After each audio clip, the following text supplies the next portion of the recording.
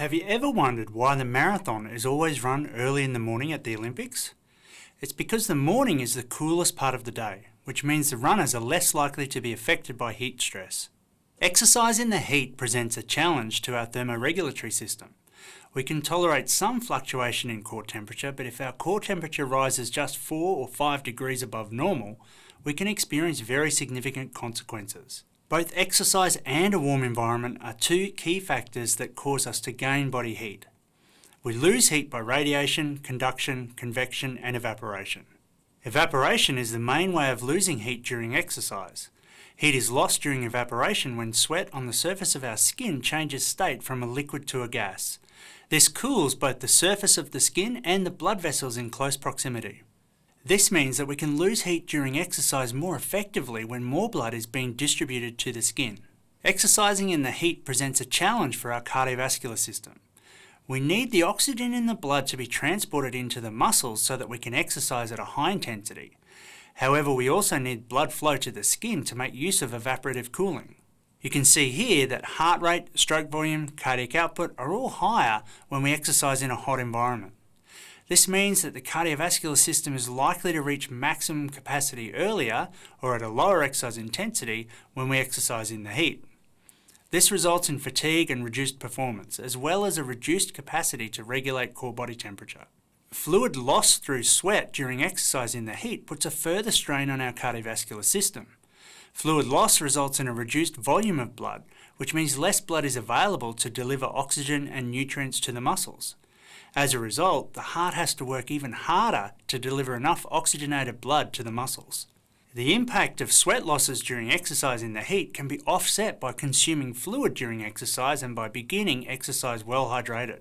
We can definitely regulate our core body temperature more effectively when we are not dehydrated during exercise. Surprisingly, the moderate levels of dehydration that are typically experienced during exercise in the heat don't always result in reduced performance.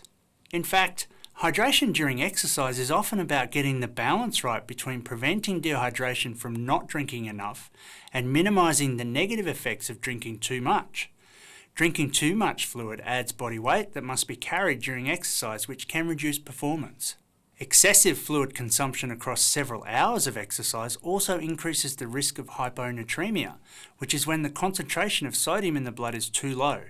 This condition can have severe consequences, including death in rare cases.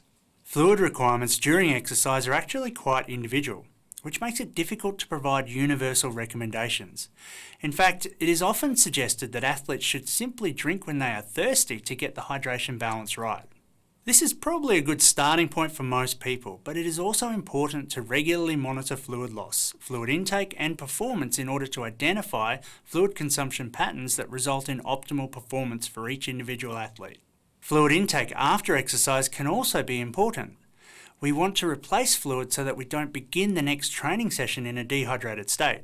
We should consume around 1.5 times the fluid lost during exercise because sweat losses continue after exercise and not all of the fluid consumed is retained by the body. You might be surprised to know that milk is one of the best fluids to consume after exercise.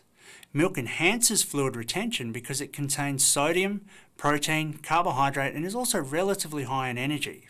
Fluids high in energy move through the gastrointestinal system more slowly. This allows fluids to trickle into the system, which prevents a rapid dilution of plasma sodium concentration, which would stimulate fluid excretion. We can get the same fluid retention effect by drinking water in conjunction with eating foods that contain sodium, protein, and carbohydrate. So we can see that hydration is important for athletes, particularly when training or competing in the heat. It is important that we develop individual hydration strategies before, during and after exercise to prevent fatigue, optimise performance and ensure athletes' safety at all times.